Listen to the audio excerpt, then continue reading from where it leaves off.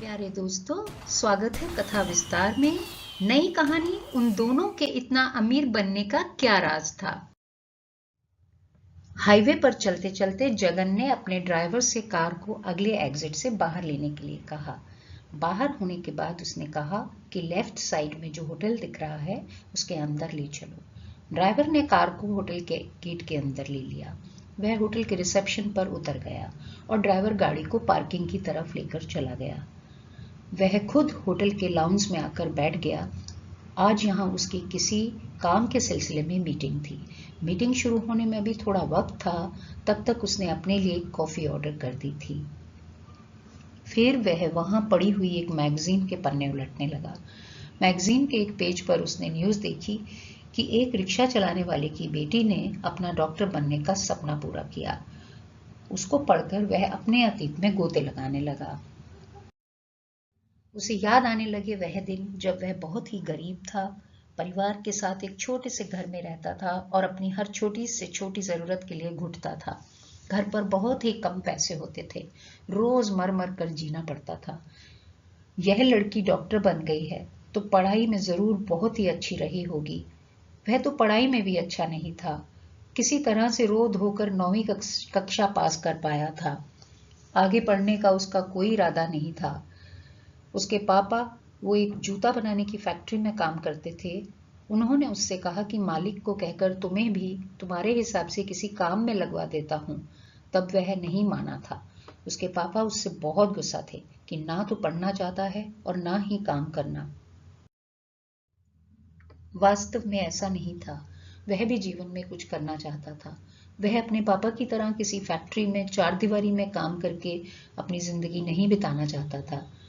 पर करे कैसे? ना कोई हुनर था, ना बहुत ज्यादा पढ़ाई और ना ही जेब में पैसे। वह दिन रात सोचता था कि कैसे आगे बढ़े। उसकी कॉफी आ गई थी। पहला घूंट लेते हुए उसने घड़ी की तरफ देखा। अभी कुछ समय बाकी था। आने वाले लोगों को उनसे कोई सर्विस चाहिए थी, तो वह उनके आने से पहले वहां मौजूद था। वह आज बस पीछे मुड़कर एक बार सब देखना चाहता था। उसने आगे याद किया उन अंधेरों को जिनमें वह अपने हाथ पैर मार रहा था, पर आगे बढ़ने का हर रास्ता जैसे बंद था। हार कर उसने पिताजी से कहा कि वही उसको लगवा दे नौकरी पर, अपने ही साथ। वह नौकरी पर जाता, पर उसका वहां मन नहीं लगता था। वह हर दूसरे दिन छुट्टी ले लेता और फिर सोचता कि क्या करे कि उस काम में उसको दफ्तर या फैक्ट्री की चारदीवारी में बंद के ना रहना पड़े। एक दिन वह अपनी माँ के सामने आकर हताश होकर बैठ गया। उसकी माँ ही बस एक ऐसी थी जो उसको सहारा देती थी और कहती थी, बेटा कभी ना कभी तुम्हें तुम्हारे मन का काम जरूर मिल जाएगा।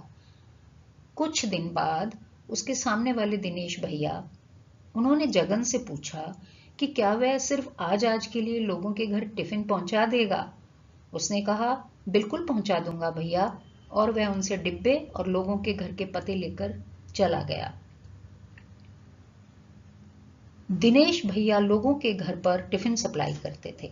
उनके टिफिन सर्विस की सब तारीफ करते थे क्योंकि उनका खाना बहुत स्वादिष्ट था। जगन को यह काम करके अच्छा लगा। उसने वापस आकर भैया से पूछा, भैया आप मुझे इसी काम के लिए रख लो। उन्होंने कहा, ठीक है, तुम्हारे पास साइकिल तो है ही, कर लो शुरू। मुझे वैसे भी एक लड़के की जरूरत है। उसने घर आकर बताया तो उसके पिताजी तो उससे परेशान थे ही। उन्होंने कहा, तुम्हारा जो जी में आए करो। उसने भैया के साथ काम करना शुरू कर दिया। अब वह बहुत खुश था क्योंकि उसका काम ऐसा था जहां उसको चारदीवारी में बंद होकर नहीं रहना होता था। दिनेश के मुकाबले जगन का व्यवहार बहुत अच्छा था।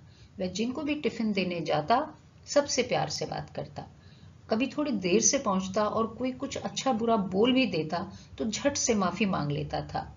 इससे दिनेश के टिफिन की सप्लाई बहुत अधिक बढ़ गई थी। अब वह दिनेश भैया का दाहिना हाथ बन गया था। लोग भी दिनेश के बजाय जगन से बात करके ज्यादा खुश होते थे। एक दिन पवन जी ने, जिनके वहां वह टिफिन देने जाता था, उससे बात की कि उनके ऑफिस में एक कॉन्फ्रेंस है और उनको 100-125 लोगों का खाना चाहिए। क्या वह सप्लाई कर पाएंगे? जगन ने पूछा, ऐसे ही टिफिन में? नहीं, उसके लिए बड़े डिब्बे लेने पड़ेंगे जिनमें खाना गर्म रहता है। उसने कहा कल बताऊंगा और वापस चला गया। घर पहुंचकर दिनेश से बात की तो उसने कहा, भाई हम एक टाइम पर ज्यादा से ज्यादा सिर्फ 60 लोगों का खाना बना सकते हैं। ना हमारे पास बनाने के लिए इतने बड़े बर्तन हैं और ना ही लेकर जाने के। हमसे नहीं होगा यह झमेला। दफ्तर के लोगों को खाना पसंद नहीं आया तो इधर हमारा टिफिन सर्विस का नुकसान हो जाएगा। पर जगन अब रुकने को तैयार नहीं था। उसने कहा, डरो मत भैया, बड़ा सोचो।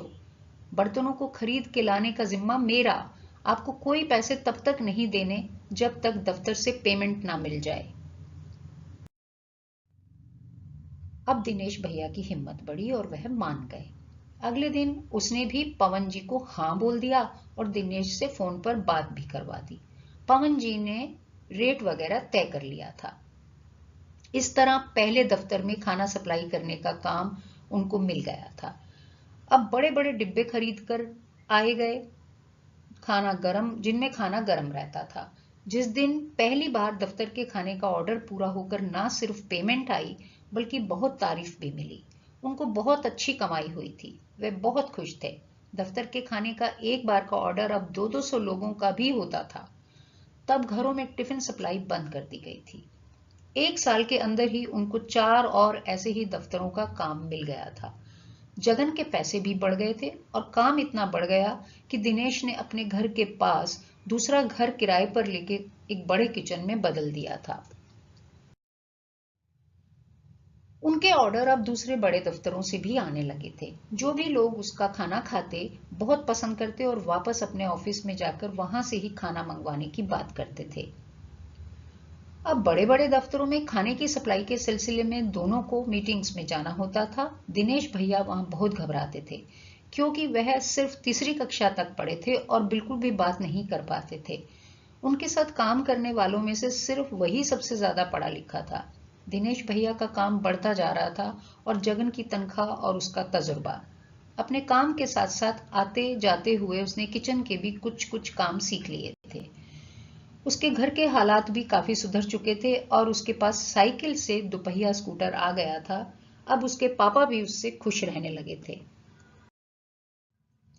इधर जगह जगह मीटिंग में जाकर बड़े बड़े दफ्तरों को देखकर वहां के लोगों को देखकर दिनेश ने भी सूट बूट में रहना सीख लिया था। वह जब वहां पर आए लोगों को अच्छे से बात करते हुए, मीटिंग में अपने प्रेजेंटेशन देखते हुए देखता तो वह सोचता कि काश वह भी उतनी अच्छी अंग्रेजी बोल पाए और ऐसे ही अपने प्रेजेंटेशन बना पाए तो कितना अच्छा हो।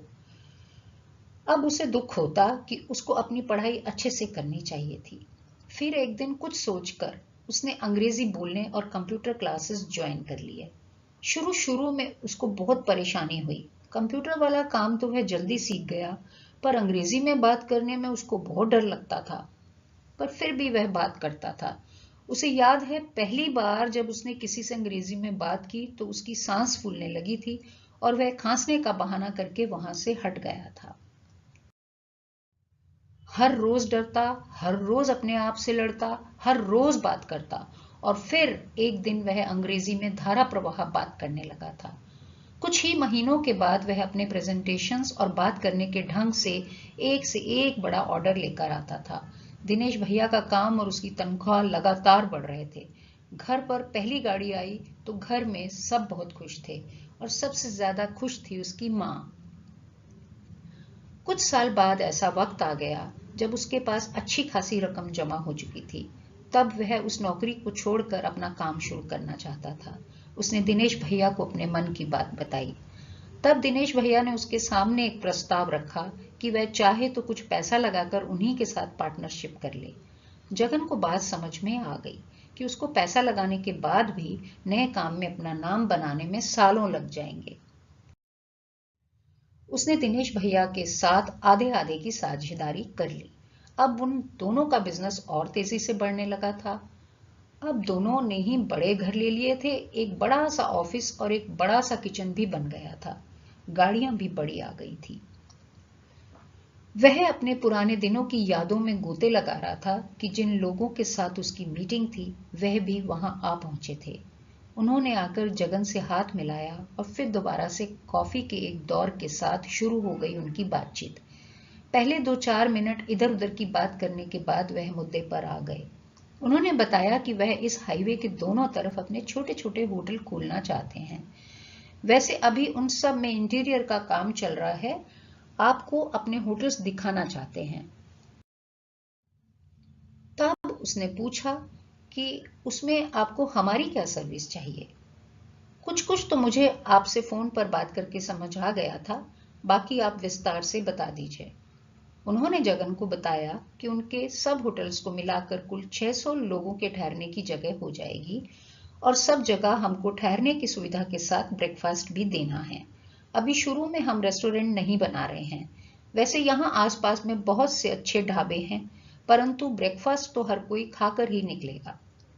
हमने कई बार आपका खाना खाकर देखा है, तो हम यह चाहते हैं कि जब तक हमारे रेस्टोरेंट शुरू नहीं होते तब तक हमारे हर होटल में ब्रेकफास्ट आप सप्लाई करें। उसने कहा ठीक है, हो जाएगा, मगर आप हमें अपनी जरूरतों की पूरी लिस्ट दें। जैसे आपको खाने के कौन कौन से आइटम्स चाहिए होंगे, कब से आपको सप्लाई चाहिए, कितने बजे तक चाहिए, वगैरह वगैरह। आपकी तरफ से सारी जानकारी मिलने के बाद हम तय कर पाएंगे कि यहाँ तक सप्लाई कैसे हो पाएगी, क्योंकि यह एरिया हमारे किचन से काफी दूर है। आपकी तरफ से जानकारी मिलने के 1 हफ्ते बाद हम एक मीटिंग रखेंगे और उसमें आगे की सब चीजें तय करेंगे। यह सब बात करके वह उठे और अपने अपने ड्राइवर्स को कॉल करने लगे, क्योंकि अब उनको वह होटल्स विजिट करने थे। सब काम से निपटने के बाद वह जब देर रात को घर लौट रहा था तो सोच रहा था कि होटल्स में सप्लाई का यह उनका पहला ऑर्डर होगा। फिर फोन लगाकर दिनेश भैया को सब कुछ बताने लगा।